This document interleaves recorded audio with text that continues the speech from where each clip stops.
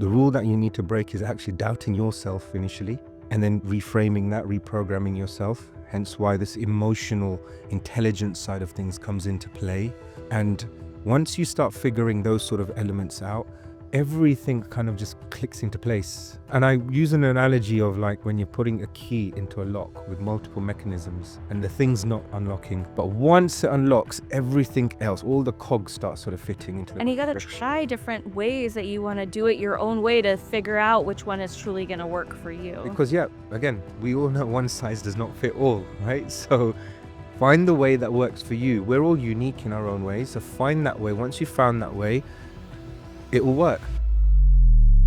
I am so excited to be here today with an up-and-coming author whose book is going to redefine everything that you are thinking about leadership. Welcome today, Chet Hirani. Hello. Hi, thank you for having me. This has been great. Well, I'm really excited to have you because, I've been in the corporate world for a very long time. I have lived by many of the same things that you have lived by professionally, only to finally find a new way that actually feels good. And this is why I'm so excited about your new book, Burn the Rules, Lead from Within. This is going to be phenomenal because you are redefining what it means to be a leader. Absolutely. And the title basically says exactly what it is. It's what they say, it's like what's on the tin kind of thing, right? Those few words are just enough of a message to send out to people, but then there's more in it inside the book. And what do we want to burn about the leadership rules? I mean, I know what I want to burn, but you tell me, what are some of the things that you're ready to burn about leadership? The reason why this book sort of came to life was not just about the word leadership. It was about leading from within, but then also leadership from a personal and professional perspective, because it kind of like they do link together. We've experienced this over our corporate lives, but just in general, the whole burn the rules side of things, it's a case of we always following these rules, these social norms that have been going on. And we end up finding many, many years down the line, we're either burnt out or we feel like I've not had a life. And most of the time, and that's all down to the fact that you are not controlling yourself. You're allowing other things to control you. Yes, there are specific ways of doing things, like the practical elements of things, the exercises that you do for yourself. But too often it's just following those specific rules when you're like, well, I don't need to do this particular rule at this point in time in my life. You know what's weird about being in corporate is that you sort of think that you're supposed to do it that way, that it is the playbook towards success. And I think many of us have realized is we don't like the playbook, right? And it doesn't actually have to be that way. Sounds like it was absolutely the same for you, a tech executive in London, rising up through the ranks, moving quickly, and you pop your head up and look around and go, wait a second, like what is all of this? Yeah, and look, don't get me wrong. It's not that I didn't enjoy that.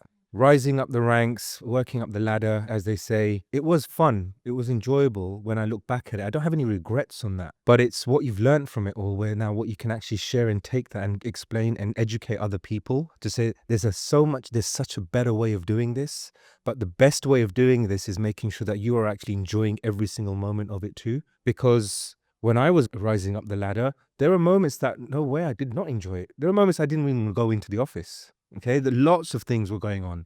You end up falling ill. You don't look after yourself. And by just doing those small tweaks for yourself, and I call them small tweaks because they really are small tweaks, which can make a huge results. But they feel huge. Yeah, it's because we make them feel huge. We're not allowing ourselves to control that. We're only making them feel huge because it just comes across huge what you're listening to out there and what other people are saying. So rather than hearing somebody else saying, oh, I'm feeling tired, I'm feeling burnt out, ask yourself, are you feeling the same way? Chances are they'll probably be like, yeah, of course I'm feeling that way. Then what are you going to do about it? What needs to change? So what needed to change for you? What were the rules you had to burn? Right. So that interesting question. So the rules I needed to burn. So when I talk about burn the rules, I don't talk about disrespecting people. It's always important to respect people. There are reasons why people are at specific levels in their organizations, in their businesses. There's a reason why they're there, and they fully deserve those positions. The important thing that I realized was the questions that I was asking, learning how do I ask the right questions, because I wasn't asking the right questions. I was expecting different things. I was expecting, well, if I'm over here, I can go up here because I've been in this company for like 4 or 5 years. It doesn't work that way, right? But what have I learned from it all?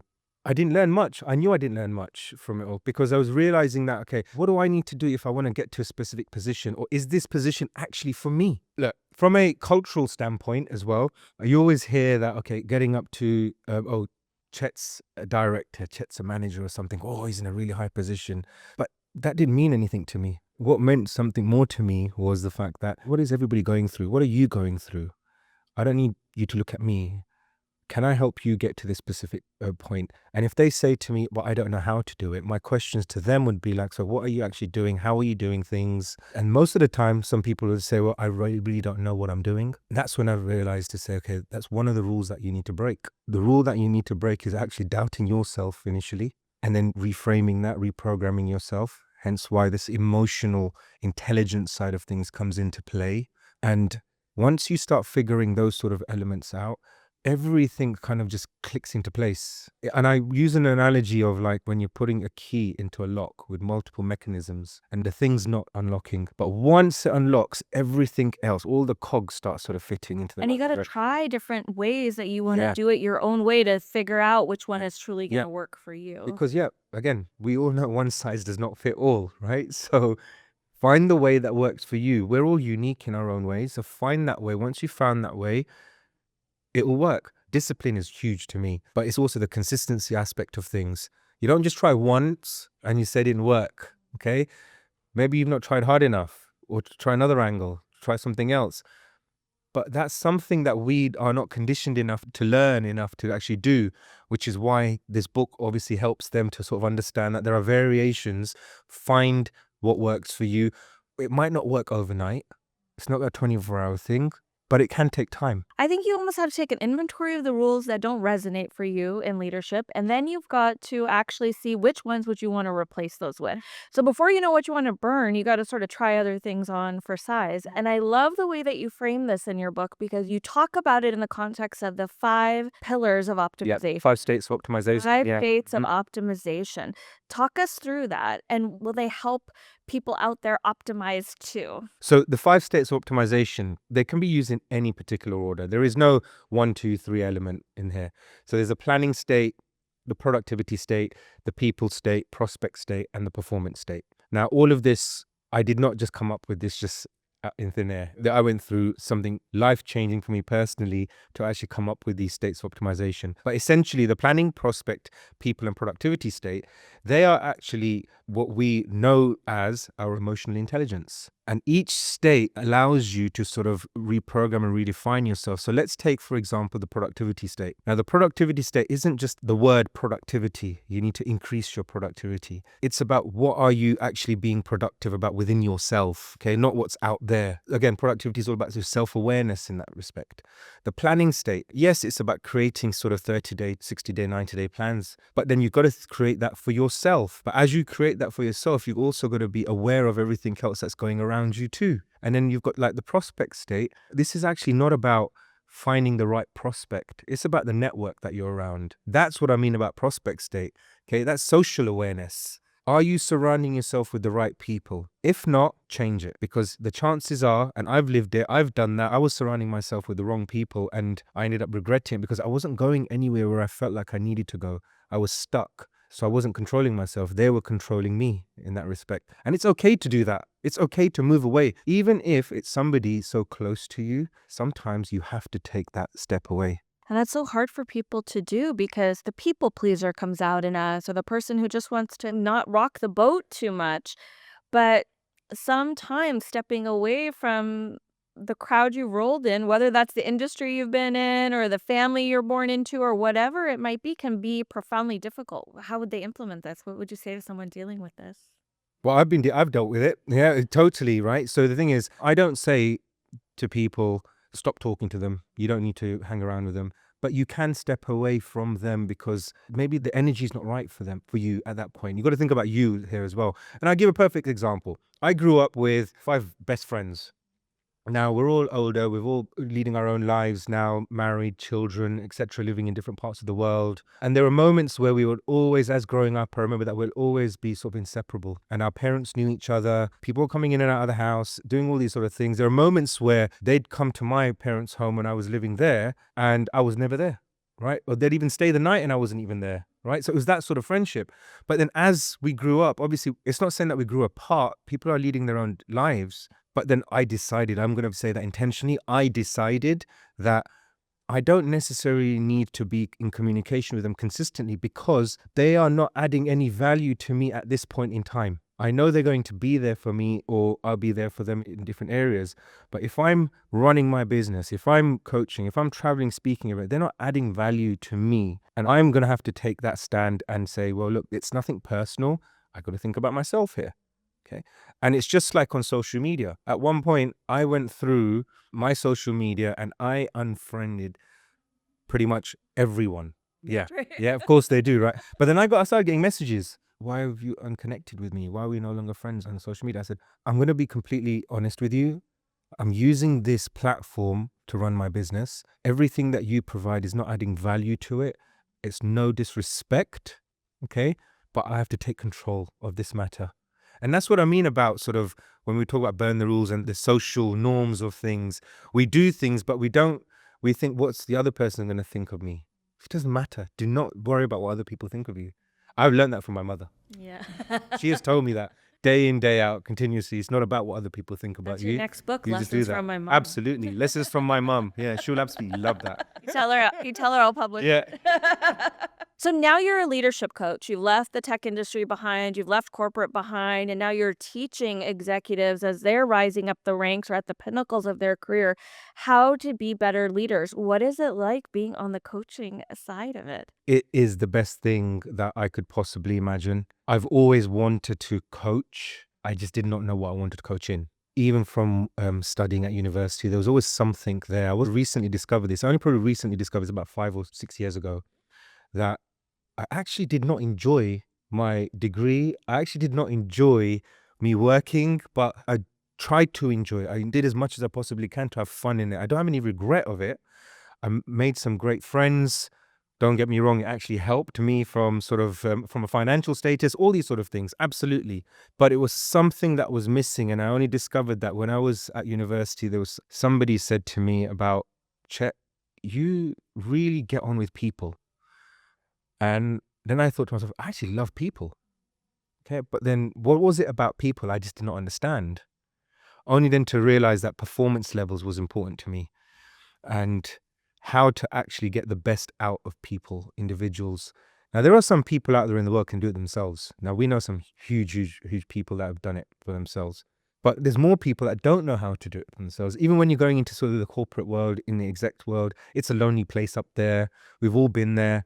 But there's always this next step. So the performance side of coaching is what sort of attracted me. I always use analogies of athletes having that winning mentality, being relentless in what you're doing and being totally obsessed in something. But the obsession, some people may turn around and say, well, that can work against you as well. Of course it can work against you, but then you got to be in control of the obsession, right? And when you're in control of the obsession, you're also relentless in what you want to do. So you take athletes, for example, they have this winning state of mind, right? They constantly want to win. When they lose, that is just the worst feeling for them. That's why they don't lose. But why can't we also have that sort of mentality too, at home and at work? You know, we want to have that balance, even in relationships. It all sort of, everything ties in. I love this so much. And I think one of the things that I think is really powerful about everything that you speak about is how much leadership is intertwined in every aspect of our life. It's not just what you come down and sit at your desk and do, in your corporate park, right? It's Yeah. what you actually do day in and day out in every aspect of your existence. And I think you do a profound job of speaking about this and talking about that empathy, that resilience, that discipline, but you need it in every area of your life. So everything that you talk about translates so well to so many people out there. I always say it's in my DNA, right? Those sort of things. That's one of the reasons why I say, and I mentioned it in the book too, that I get certain attributes from my mother, certain attributes from my father. But then when I look back at things, it's like people say to me that, Chet, you absolutely can talk to anyone. I said, yeah, I get that from my father, right? Whereas my mother, no way, right? She's very selective in who she speaks to, which again is absolutely fine. There's nothing wrong with that. See, so there's a nice balance there. And I feel super lucky that I've got that balance, that even like I will speak to everyone and I will go on stage or talk or coach or do something. And after that, I just need to have my own time. Right? I need to go away. I need to hide away for a little while and be like, right, recompose yourself and then go back out from there. And it's just finding that sort of balance there, understanding these words that I say about relentless, and these aren't words that you hear often in everyday language sometimes. So I want to sort of bring that back out there in people to say, even when you just say the word relentless, you got to feel it. Even when you say the word obsessed, you got to feel it. When I say feel it, you really, really got to feel it inside you, almost to the point where like you start getting goosebumps, and that's when this whole energy will start coming in. You're almost like a volcano waiting to erupt, and once that happens, that is probably the best feeling that you'll get. Oh, I love this. What's your last piece of advice to leaders out there who are climbing that corporate ladder or at the top of their careers? They're struggling with where they're at. What's the one tip Mm. that you want to leave them with to just be better leaders?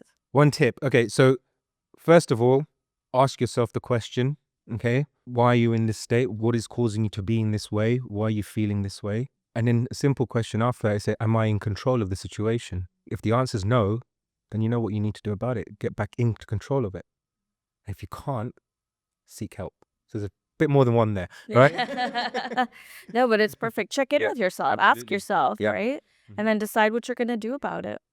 I think that's beautiful. Chet Hirani, thank you so much for being with us today. Chet's book is Burn the Rules, releasing later in 2025. If you are ready to bring your soul sparking story to the world, find us at Soul Sparks Press.